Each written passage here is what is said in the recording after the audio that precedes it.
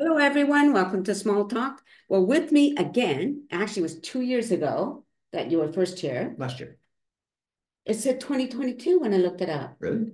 Yeah. I'm pretty sure it was last year. Anyway, Anyway, it doesn't matter. hey, time flies. Time flies. This is Bruce Sancan, and he is the founder and owner of Port Moody Jamz, right? That's true. So just remind everybody what Port Moody Jamz is. Okay. It's a fledgling company that is attempting to bring live music to the Lower Mainland and promote artists and find venues for them to play in. And yeah, just So you're a promoter. Basically, your a job promoter. is a promoter. Yeah. Okay, so how does that work? So let's start somewhere. Okay. How does that work? How does that work? Well, I try and convince somebody that I actually know what I'm talking about, first of all. No, I've got to know quite a few musicians over the past few years, and I'm always encouraged to get out and see live performances of local players, and I think some don't get as much uh, recognition as they should.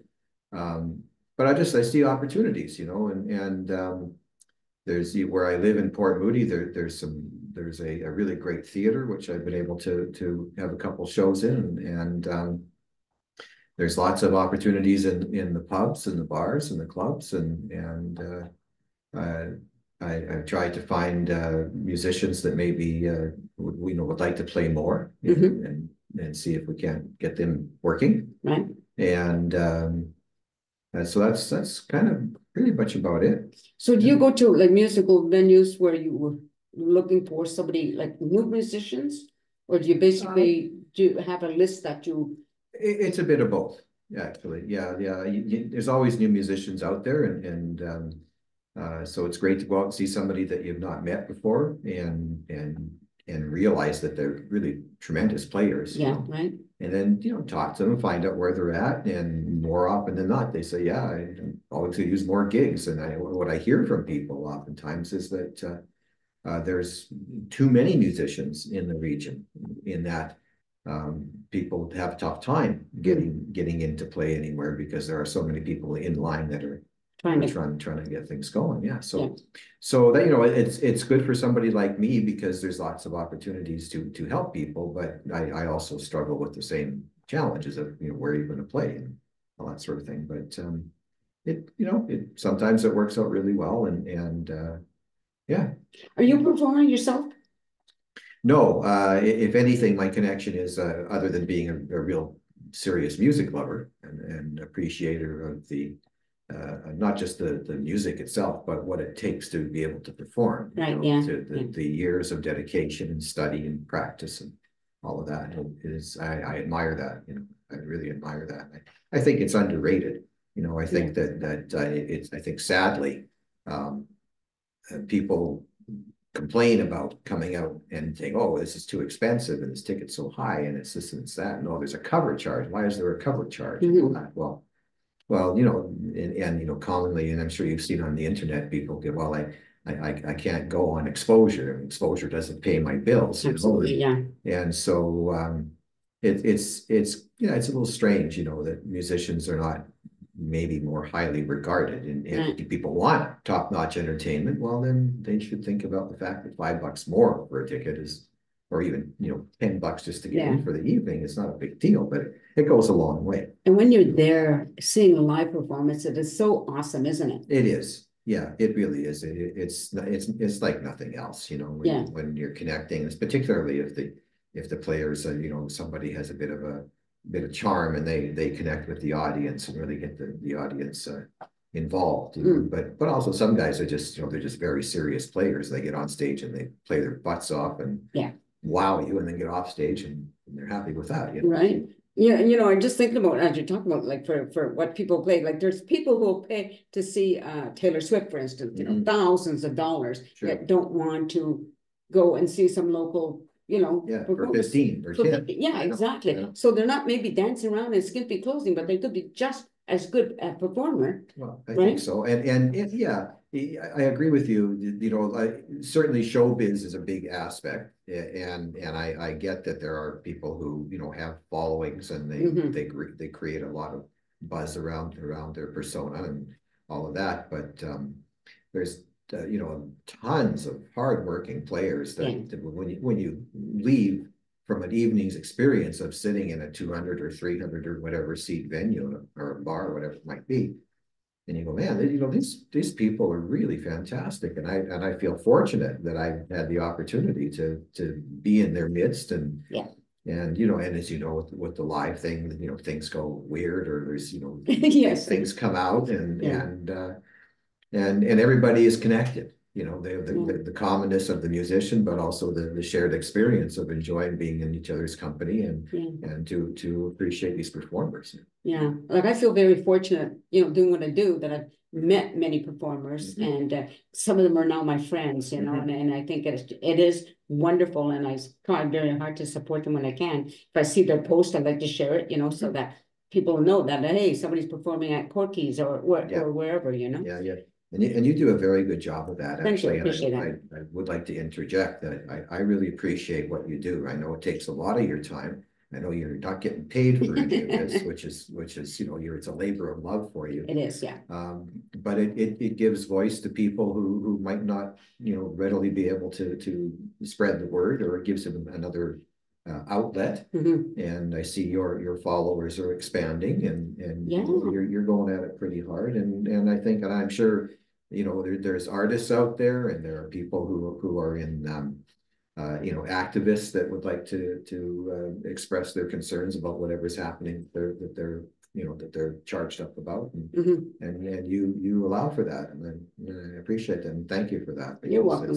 I don't censor. That's not my field. That's not my job. That's somebody else's job. Right. Anyway, what you have coming up? Like, I got to tell you, this is probably going to air maybe on the 15th of May. Okay. I'm not sure. Yeah, I think probably. Well, that's perfect, because what I have coming up is a couple of things. The first one, I have Russ Evans. I'm interviewing him this afternoon. Fantastic. Great. Yeah, you'll enjoy that. He's a real high energy guy, and I'm glad that you're doing that. Yeah, it was through you, obviously. You set that up. Fair enough, but I'm glad that you're doing it, and I'm sure you'll have fun with him. He's a real character. I love his accent. I love British accents, so it's fun. So yeah, with Russ, I saw him perform last summer at a show with Paul Pagat. It was Paul Pagat's, I think he does an annual birthday bash with his cousin Harley band. Okay. And I had friends in from Winnipeg, and always bugged about we got great bands out here. And then when I found out that Paul was playing, I got tickets right away, and I thought these guys are going to, he'll set your hair on fire. That guy is something else. And then, but I didn't know who Russ was, and so I got to see him perform, because he opened for Paul, and then, man, this young guy, he's really got something, and so I got to learn more about him and so forth, and became friends and started chatting, and then I found out he was coming to Brandon, Manitoba on May the 10th. And I thought, well, this is kind of weird, how'd you go from Bristol to Vancouver to Brandon, But apparently somebody out here or had seen him out here, who was from Brandon, and ended up working it out to get him a performance last year in Brandon when he was in the country. Okay. And so he was invited back, and then I thought, well, geez, if you're going to be in Brandon, you should play in Winnipeg. So I started making some calls and some connections, and out of it has come a really interesting relationship with a guy named Peter who has a promotional company, local promotional company as well. Okay. And so we become friends and collaborators, and there on the 11th there's a place called The Basement, which is it's an old style speakeasy in some ways. You actually can rent a couch for the evening, so you and your friends can sit on the couch. I'm not sure what it's all about yet, but I'm also told that when you get to the place, you can't find the entrance. It's some weird thing that they do, and I'm not sure what that's about. But point being is that we have 3 bands. And so there will be 2 local blues bands plus that will be opening for Russ then. Right. And then Russ is here, I guess by the time this airs, it would be that day, the Wednesday, the 15th of May. He is doing a jam at the Admiral with Peter Van Duersen. Right. And then on the 17th, which is the Friday, we have a show at the Port Moody Inlet. And I'm just going to look up the thing here. It's the Port Moody Inlet Theater is in the City Hall complex in Port Moody. It's beautiful, really nice 200-seat room. Great stage, great audio, great backline. You know, the good lighting, and they provide sound techs and the whole bit. And we get to run a bar and that sort of thing. So we have Paul Pagat opening for Ruz on May the 17th. So he'll be doing a solo show to begin with. And I have a feeling he's probably going to play a tune or two with Ruz during his performance. And Ruz, typically seems to be playing in trios, but he also likes a bigger band kind of a format. So early on, we talked, and I said, well, maybe we should see about a horn section. And so we chatted about that, and then I found a couple of players, and then I thought, well, to me, a song or a performance, anything goes better if you've got female backup vocals, and it just brings a whole energy to the dimension to the show that is not there otherwise. So we talked about that, and then we found a couple of female backup vocals, and so we now have an 8-piece band for this. Oh, nice! So we've got Peter Van Deersen on keys. We've got Peter's great. He's great. I hired him a bunch of times as my house keyboard player when I was running a jam, and he comes from the Sunshine Coast, so he packs his gear and comes to town and plays this, and he's bringing Hammond organ type stuff. He's bringing these monster things. So anyway, so Peter will be here, and we've got Ian Putz on saxophone. Ian is with the Blues Hoodoo, which is a fantastic local fusion blues jazz band. Those guys are great. They're from another planet. And Ian also is a professor, I guess, at the Cap College music program in Westminster. So obviously a really talented guy there. And we've got Kent Wallace on trumpet. He's a younger guy. He plays with Five Alarm Funk, which is a crazy good band. They're something else to see. It's the kind of band from the moment you hit the ground, you're jumping. And they're excellent. Very complicated music at times, but really high energy stuff.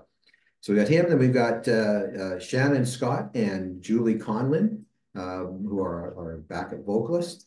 And those two ladies have sung together and performed together in harmony vocalist capacities for almost 20 years, apparently. So I'm sure they're going to really bring some magic to the whole thing. And then we've got on bass is Jay Stevens. He's from the Island, really incredible guitar player around the Nanaimo area, I think. He's played with Ruz before.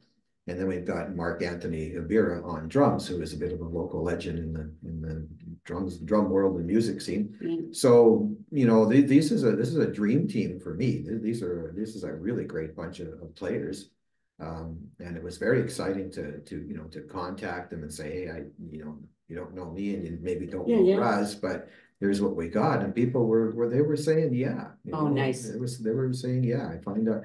I don't know why it is, but for whatever reason, it seems like most of the time when I come up with something and I start talking to people, they just kind of get on board. That's really good. Yeah, it's very fortunate for me, and it makes me feel like I'm doing something that I should be doing. Because I'm connecting and I'm making things happen. Now, we're a long way from home runs on anything yet, but still, it's starting. And I really appreciate Russ's confidence in me and allowing me to represent him and put these things together. And hoping for, into next year, there's going to be a lot of stuff. He's anticipating a lengthy stay here, I think, next year to perform. And so hopefully I'll be involved in finding gigs for him and making some arrangements and that. And we have also, what else is happening? I've got in Midland, Ontario, which is about an hour and a half north of Toronto. I think there's a small town with a really fine theater performance center. So I'm working on getting Ruz a show there at the end of September. And now I've started connecting with some bands in Toronto to maybe kind of move their way up there a little bit, So, and here next year, there's lots of things going on. There's obviously all of the festivals and so forth, the outdoor things. And as I discovered, you really got to start working in advance, you know, like by the summertime, you pretty much have to have all your feelers out. And then by the end of September, October, everything is pretty much lined up because they, you know, especially a festival, it takes a lot of work to pull it together, right? So imagine. So how does it work out financially for like somebody like Russ, you know? Like if he's going to go to Winnipeg and he's going to go to Midland, you know, how does that all work out? Well, it's a little bit dicey at times, I think, you know, but we're trying to focus on smaller venues with higher ticket prices because it's a little bit less risk from my end. Okay. And fairly profitable for him. Right. Everything can be successful. The good thing, with I guess a fortunate thing, is with if you're planning well enough in advance, air travel is pretty darn reasonable. You know, I just did a return trip to Toronto, and it cost me $450. Well, that was good. It cost me a lot more than that to go to New Brunswick. Yeah, well, yeah, New Brunswick might have been a different story, but you know, so there is that aspect of it.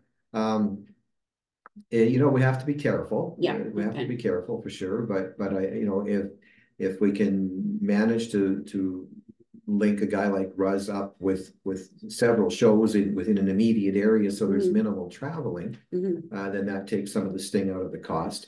And there actually is an app I have it somewhere. Basically it's for people to sponsor musicians and house them for the night. So if you know Ruz is coming to town and you got a spare room, then you can hook them up and it saves the cost of a hotel room for that night and that sort of thing. So you know it's a bit of a tension because you need to be able to. I find it challenging because, as we discussed earlier, you know, the people, for whatever reason, are reticent to open their pocket and say, okay, this is going to be like the show at the Inlet Theater. It's a $40 ticket. Well, we've got 9 musicians. That's not a lot of money, really, when you think about an evening's entertainment. Absolutely. Right? And you know, 9 players, how much money can they possibly make when you've got a limited amount of seating like that, you know, and you make a bit of money on the bar, but people aren't there to drink, you know, they're there to enjoy a drink in the intermission or something like that. So you don't sell a lot of liquor. And you have to pay somebody to run the bar, right? So you know, so there is that, and the preamble of the whatever promo that you undertake, and but you know, I'm hoping it's all going to make sense. You know, there are some of the bigger festivals and so forth. They pay pretty well. And I know in Ruz's experience here in Vancouver coming up, I think he's got some friends he's going to be staying with, so that keeps that cost out of the picture. And I think he's got 4 paid events that he's going to be doing in the region. I know the Cora's got one out at Abbotsford. In Abbotsford, they do a great job, those folks. And in fact, Ruz is going to be helping them celebrate their 10th anniversary of doing what they do, you know, so that's really cool. So there's that, you know, so you'll make some money there, and assuming that we, you know, sell out on our end of it, then he'll make some decent money there. And I don't see that. I mean, I like the fact that I can earn a bit of a living at this. Yeah. And it doesn't even come close to covering how much time you put into it. Sure. You know, every time you order a batch of posters or whatever, you know, it just keeps on clicking, and that's fine. But you know, at the end of the day, it's not something at this stage that I can say that, you know, I can retire, just keep on doing this, and you know, I'll be fine. But most importantly is that the artists are paid in a fashion it's not just fair, but it actually honors them. You know, because it's really hard for the average guy to get more than 100 or 150 bucks. I know.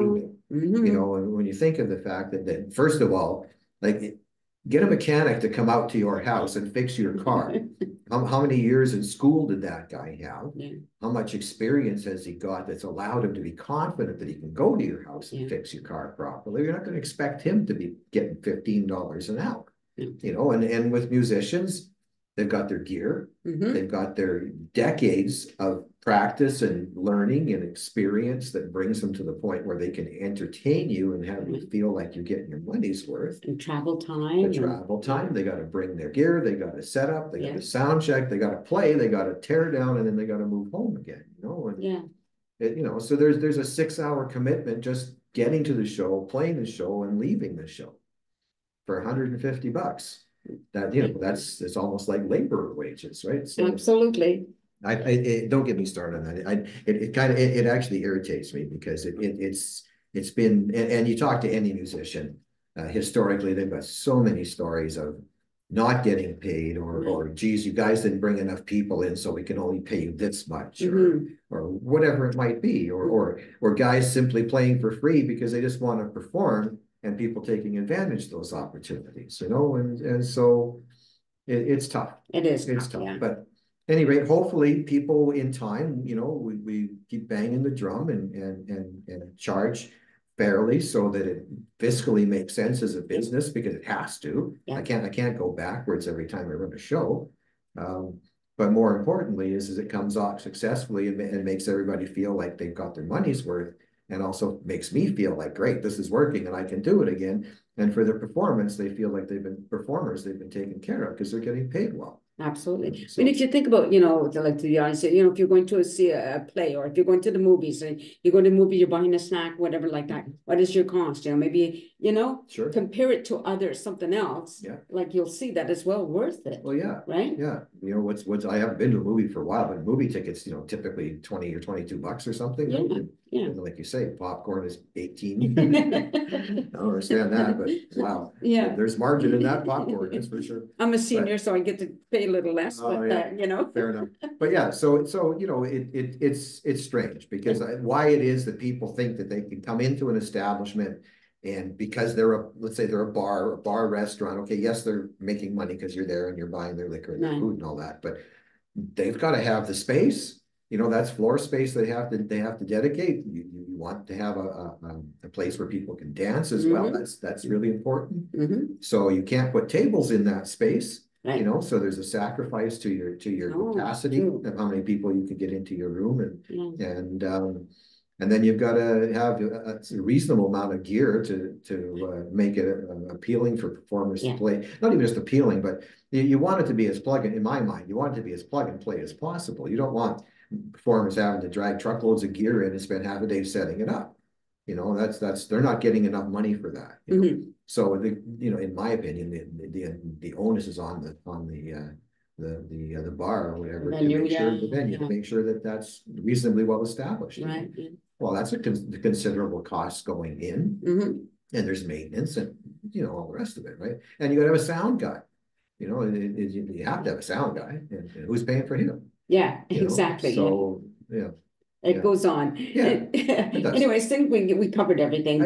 We sure did. Right? I got my rant out of the way. Thank you very much. It's all right, because people need to hear it. They really need to hear it. Anyway, so I don't want us to get cut off by Zoom. No, we don't. Because I do the freebie, I don't pay for it. Fair enough. So so everybody, this is Bruce Sancan you've been listening to with Port Moody Blues. He's on Facebook. You can find out everything he you share everything there, right? That's right. That you want to find out what's coming up. And as I said, this is not going to air till May 15th. So check it out. And I really, really would like to encourage people to get out there and support musicians, because it's just a great thing. I know you can listen to everything on Spotify or YouTube or whatever, but it's not the same being there in person. That's right? Sure. Anyway, thank you everybody for watching. I hope you continue to do so. Peace out, folks.